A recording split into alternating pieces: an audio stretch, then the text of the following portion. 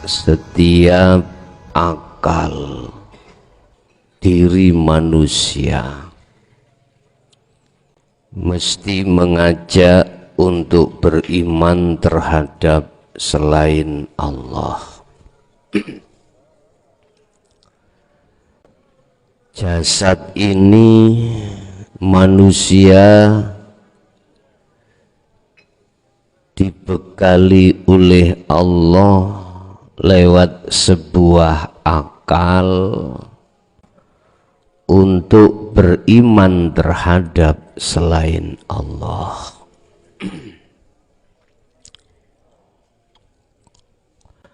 Sehingga muncullah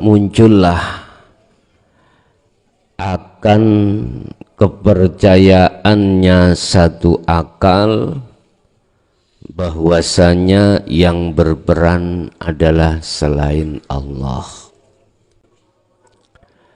Hal ini semata-mata untuk melakukan satu proses di mana seseorang sebelum beriman itu mengalami satu kemusyrikan. Sebelum kembali terhadap iman yang benar, akal ataupun ruh ini mengalami satu proses kekufuran. Ini juga berlaku terhadap siapapun, mulai baginda Adam alaihissalam sampai yaumil qiyamah. Besok itu seperti itu. Hal ini ada kaitannya dengan sabda Allah dalam satu ayat, wa qala lil malaikati inni ja'ilun fil ardi khalifah. Atau satu pengujian Allah terhadap setiap diri ruh terkait dawuh Allah, betulkah aku Tuhanmu? Ruh semuanya menjawab, ya panjenengan Tuhanku, dan aku tidak akan mencintai, memuja, memuji, menyembah kecuali terhadapmu. Bapak Ibu,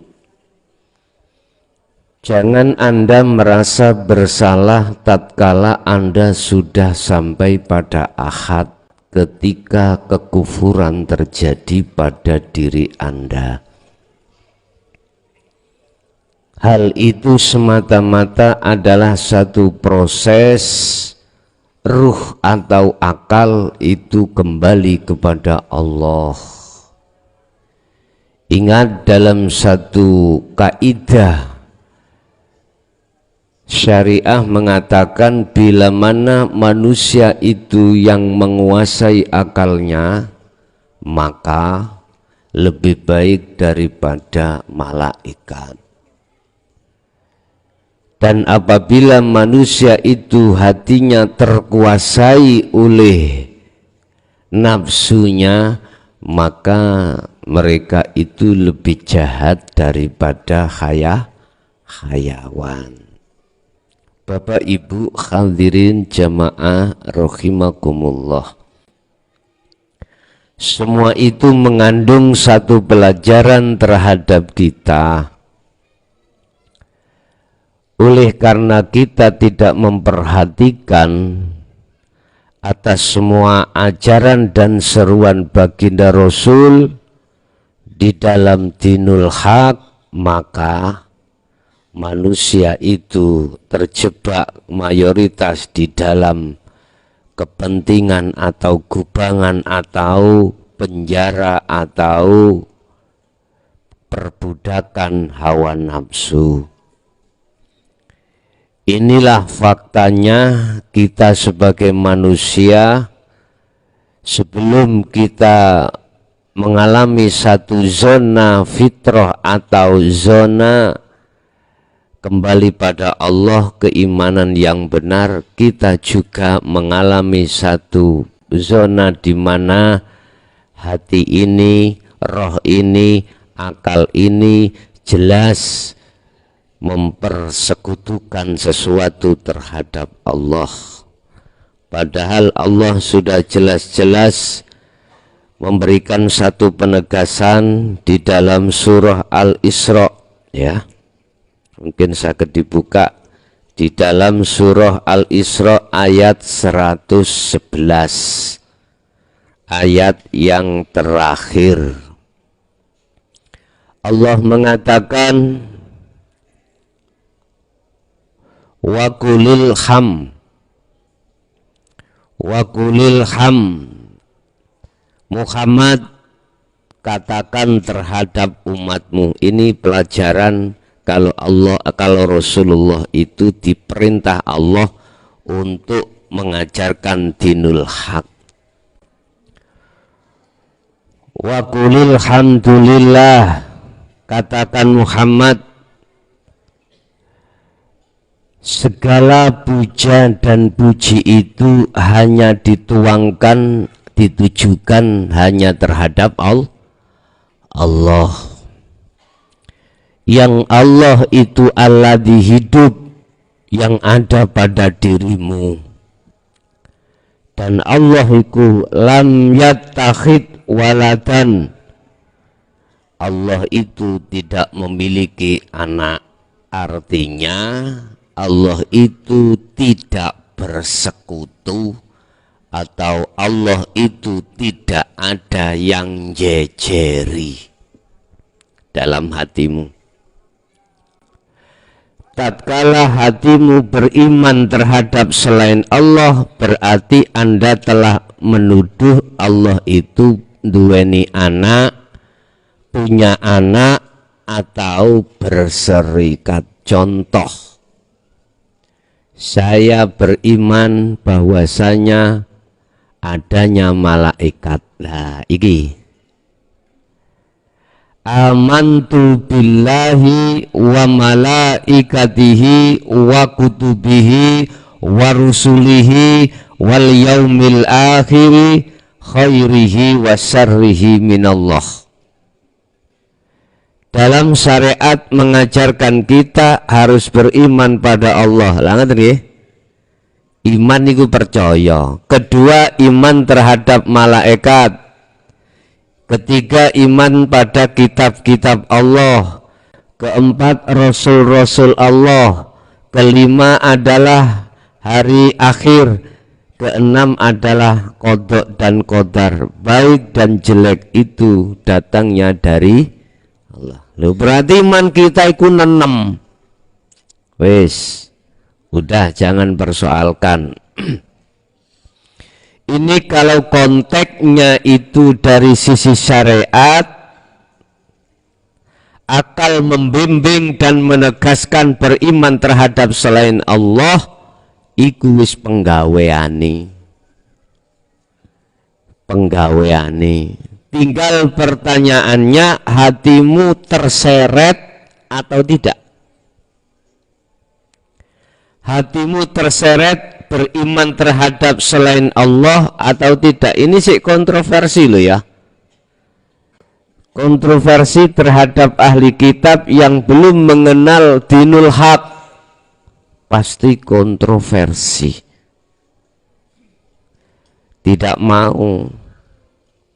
Kalau tidak beriman terhadap malaikat, terhadap utusannya, kitab-kitabnya, dan lain sebagainya. Karena apa? Akal, gitu loh.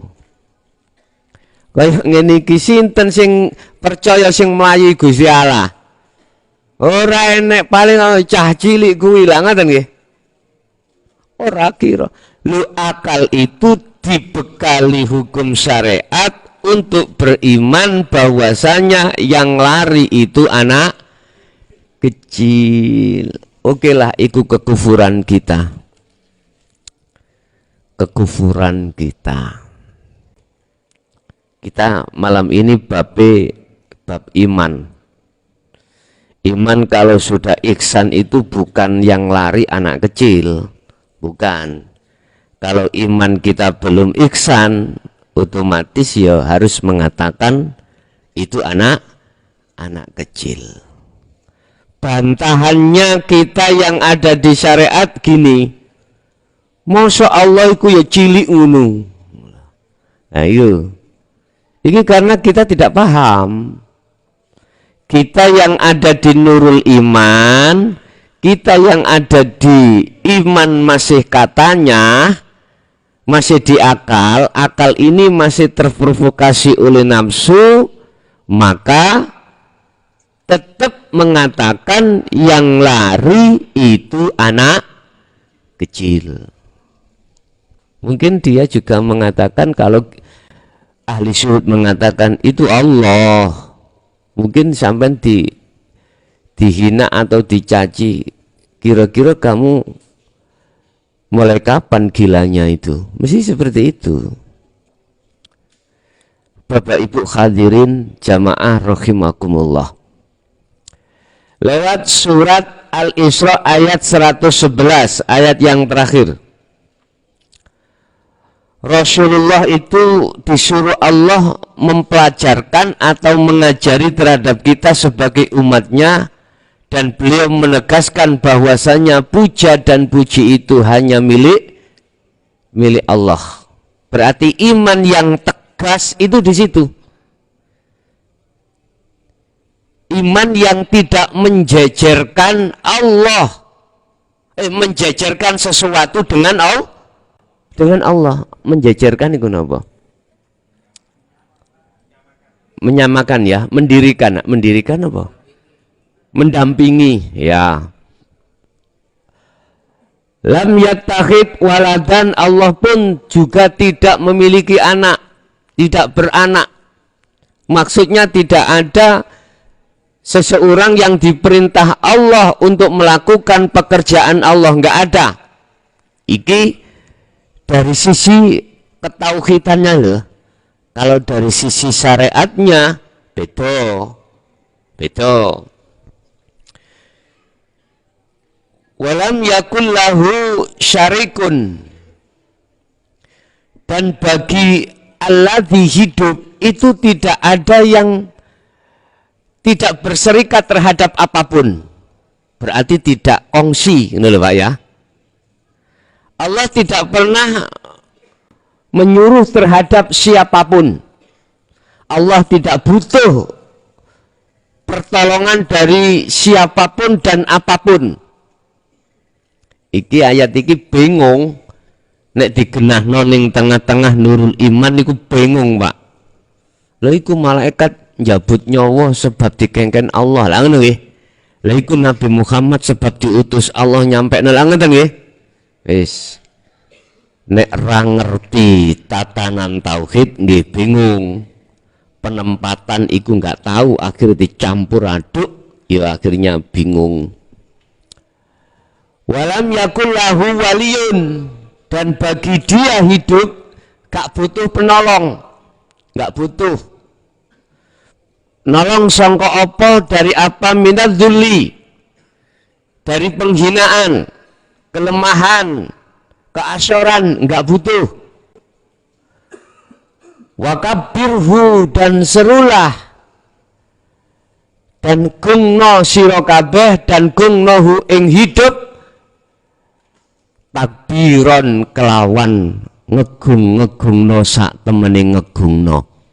Lah iki siduk engkas sebentar lagi kita takbiran lah ngono. Iku ngegungno Allah.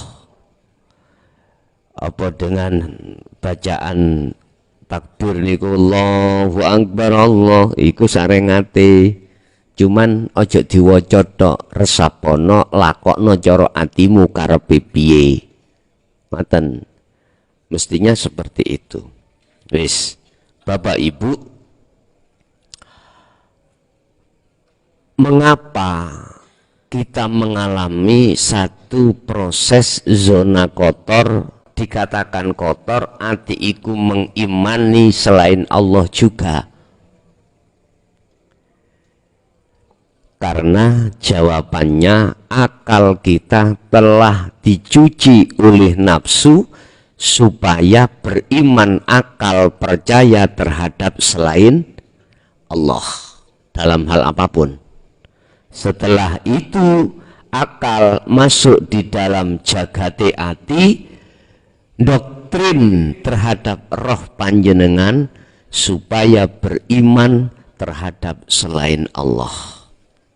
Udah, iki proses di mana seseorang sebelum beriman dengan benar dia kufur dulu. Berarti kita semua mantan orang-orang kafir. Kan dia ngomong kafir yang gelani. Sekali lagi kita adalah mantan orang-orang kafir. Roh ini maksudku duduk jasad, ngaten lho niki. Sehingga di situ disebutkan iman itu ada yang dikatakan nurul iman, ya, tentang iman. Pertama disebut nurul iman.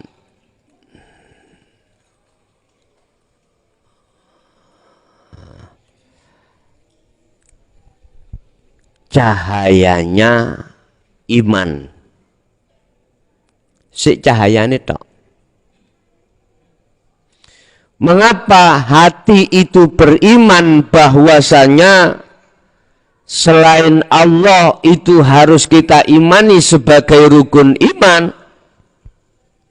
Karena kita diberikan satu keterangan seruan, ya.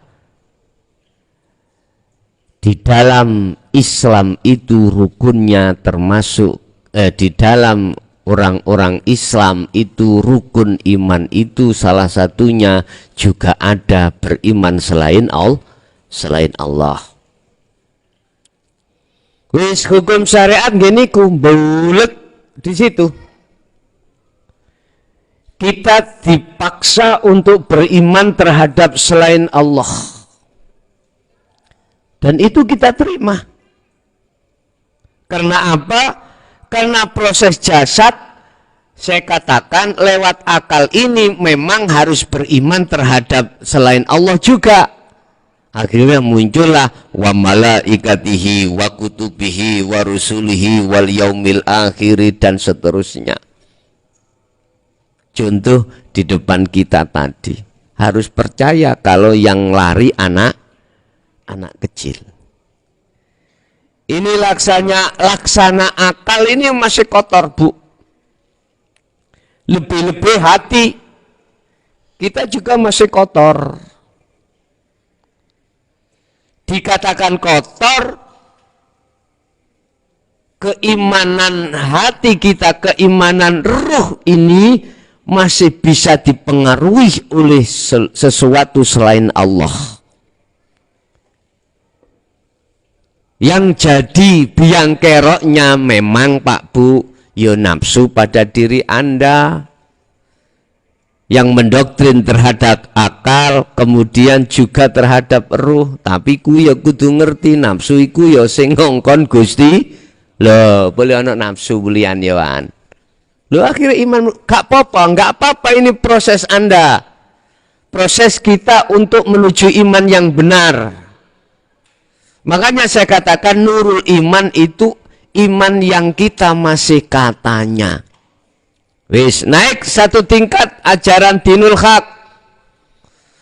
Udah, ini mendoktrin terhadap kita bahwasanya selain Allah itu tidak ada. Selain Allah itu tidak boleh kita imani tentang adanya, tentang lain-lainnya. Akhirnya di situ menemukan satu kalimat proses, iya, muncul iman dan nafsu, iku sebat dikongkon Allah. Proses. Muncul malaikat jabut nyawa, ikut diperintah Allah. Manakala makhluk itu tidak diperintah maka di situ tidak akan bisa melaksanakan. Jadi kalimat makhluk itu masih muncul, tapi Allah juga diunculke, itu proses kita. Nah, di situ nanti kita harus memuntahkan, mengeluarkan, meniadakan makhluk-makhluk yang katanya diperintah Allah itu harus kita keluarkan.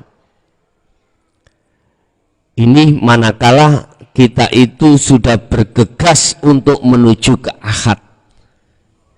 Jadi selain daripada Allah itu harus apa? Harus muntah, harus hilang, harus fana, harus tiada, harus mati. Loh, di sini, Pak. Itu sudah harga mati. Aku tidak akan menerimamu untuk menghadap terhadapku untuk bertemu manakala selain dariku masih ada di dalam hatimu. Di situ itu Allah sudah mengatakan hal yang seperti itu. Saya tidak akan menerima cintamu terhadapku tatkala masih ada cinta hatimu selain aku. Udah jelas. Gambaran nurul iman, iman yang masih katanya belum membuktikan, itu kita masih ada iman selain Allah. Hal ini jikalau tidak panjenengan teruskan di dalam ajaran dinul haq, pasti hati tidak akan bisa menerobos adanya malaikat atau makhluk bisa seperti itu karena Allahnya nggak bisa. Nggak bisa. Tidak bisa, Bu. Tetap hatimu beriman hanya malaikat itu yang menyabut nyawa. Wis gak diikutkan Allahnya, gak diikutkan. Hati sudah nggak bisa untuk menerobos ke Allahnya, nggak bisa. Kalau imannya itu masih di nurul iman. Nah, jadi gambarannya nurul iman itu iman sik katanya. Tetapi kalau Anda sudah naik ke pelajaran hakikat, maka Allah kok sertakan. Cuman masih ada dua. Ini belum selesai. Ini proses kita di dalam tahalli menuju tajalli. Bapak Ibu, terus bagaimana supaya iman ini betul-betul ihsan yang dikatakan hakul iman? Oke lah Bapak, kita mau tidak mau harus masuk di dalam mengikuti keterangan di dalam hakul iman, masuk di dalam dinut tauhid, harus masuk. Kalau sudah dapat hidayah Allah lewat ilmu-ilmu yang disampaikan terhadap kita, akhir difahamkan. Penemu pemahaman pertama ngeten, Pak. Iya, malaikat jabut iku nek gak dikongkon Allah ya ora iso. Iya, Muhammad nyampe no dinul haq nek gak disuruh Allah ya nggak bisa. Jadi ada rasa sambung yang genting terhadap Allah. Genting itu apa? Mau putus sih loh.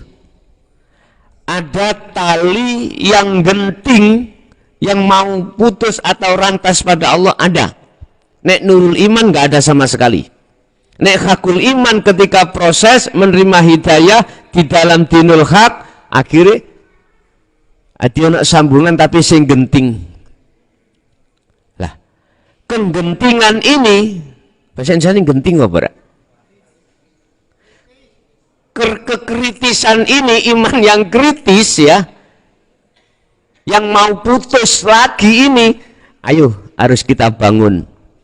Dengan cara apa? Falyakmal amalan soleh. Kita harus menekan dengan laku uzlah atau zuhud. Lah, di dalam hikmah melakukan zuhud atau khalwat uzlah inilah Bapak Ibu untuk mewutuhkan tali tadi. Apa mewutuhkan? Memenuhkan. Iya, penuh nih loh. Duh. Mempenuhkan tali ini yang asalnya agak rantas akhirnya menjadi wutuh atau penuh, kuat. Lah, ketika saat proses sampan Kaligula sudah sampai pada akad, disinilah Bapak iman yang ihsan itu yang disebut hakul iman atau ya hakul iman.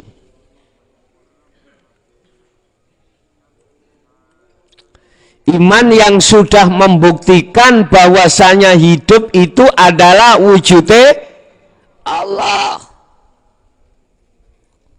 Hal ini akan terjadi tatkala panjenengan semua itu tidak harus makrifat ilmu aja, akan tetapi juga makrifat laku dan laku sampai istiqomah. Istiqomah itu nanti menentukan makom kita anung di fana apa di kamil atau di bakok. Ilmu dan amal yang akan menggiring hati panjenengan Kaligula untuk bisa ke sampai hakul iman, iman yang ihsan, iman yang sudah membuktikan jenengan sudah bertemu Allah. Ada yang mengatakan sampai kapanpun manusia makhluk tidak bisa bertemu Allah. Iki nek paham gak popo. Enggak ada ceritanya yang bisa bertemu Allah. Iki nek paham gak popo. Nek pahami iku mang tentang ngapunten tidak sampai ke makrifat Allah, iku keliru.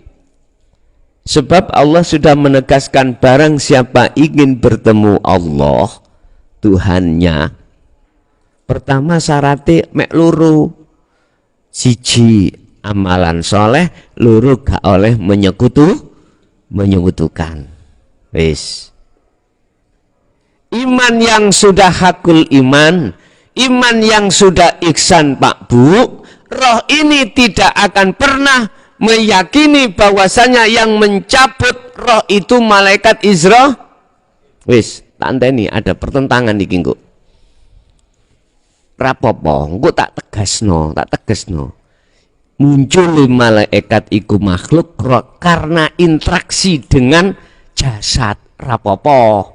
Kuwi muncul no malaikat sebatas interaksi jasad. Lah, kalau roh ini sudah imannya ihsan, maka akal iki dilokne ambek roh, Pak. Oleh ngilokne ngene, kal ojo gampang awakmu kenek bujuk rayuane nafsu. Jadi roh ini akan mengikuti akal ini akan mengikuti roh. Tadinya akal mengikuti nafsu. Saiki enggak beda.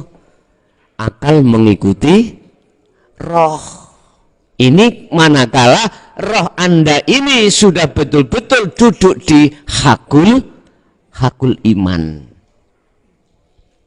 Hakul iman iku iman yang sudah ihsan. Kan ngenten, Mbak. Cara tahapan. Islam, iman, nah ngeten dah. Terus kemudian ihsan. Rasulullah ketika saat muhadasah terhadap para sahabat, cara kene jagongan tausiah ngeten iki. Ujug-ujug malaikat Jibril teka. Seret mendo-mendo menungso. Takok ya Muhammad ma huwa al-Islam wal iman wal ihsan. Iku tanya, dijawab ambek Kanjeng Nabi, Islam itu adalah seseorang yang sudah membaca 2 kalimat syahadat. Lah iman Iku yang disebut iman. Apa sih iman itu? Orang yang percaya hanya Allah yang memberikan atau yang berperan atas segala hal. Dah. Iki sih tanda tanya. Hanya Allah yang berperan di dalam segala hal. Tapi iman itu tatkala disebut nurul iman, maka pertama iman pada Allah, iman pada malaikat, iman pada dan lain sebagainya. Tapi kalau iman iki mau sudah dikembangno menjadi hakul iman, maka iman di situ menjadi ihsan. Apa ihsan iku? Dijawab ambek Rasulullah. Iman yang ihsan itu Anda sudah makrifat Allah. Tatkala kau tidak bisa melihat Allah, maka kau akan merasa bahwasanya Allah selalu melihatmu. Lah. Yang menarik di sini adalah yang kedua. Kalau kau tidak bisa melihat Allah, maka kau akan merasa bahwasanya Allah selalu melihatmu. Jadi ada rasa dalam hati bahwasanya Allah selalu melihatmu. Mengapa di dalam tubuh umat Islam tentang keihsanan itu gak dibahas? Kuwi apa wedi dilekno wong gendeng? Apa wedi dilekno wong sampel? Apa takut dengan hinaan masyarakat? Apa takut kehilangan pujaan? Apa takut kamu itu dengan Masya Allah? Kadang-kadang kula nggih nek nganggur-nganggur ngene iki lho. Lah iya ya. Apa ya? Wong sing paham tentang agama kok sik gak mau aja membahas di tengah masyarakat tentang keihsanan ini. Padahal jelas-jelas ikut tahapan yang harus umat Islam raih keihsanan satu iman itu. Harus. Mengapa ya kok gak dian? Kadang-kadang mikir ngono. Akhirnya inilah sebagai alasan mengapa kita sebagai umat hati ini selalu jadi budaknya hawa nafsu. Pertama. Kedua, inilah akibatnya kita sebagai umat itu selalu berselisih. Berselisih pandang, berselisih iman. Akhirnya terjadilah khilaf di tengah-tengah umat Islam sampai Rasulullah mengatakan 73 golongan. Wis gak titik rek 73 iku rek. Satu yang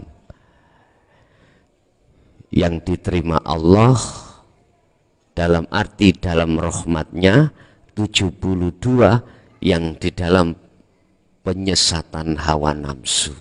Ya wis sampai dengan dewe endi sing sitok iku. Kalau boleh saya katakan yang belum mencapai ihsan.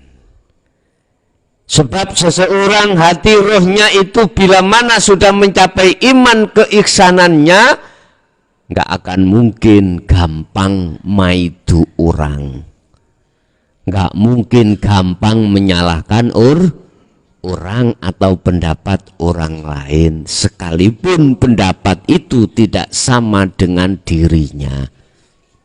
Mungkin dia hanya meluruskan satu sisi, tidak akan pernah menyalahkan karena dia takut membawa hukum.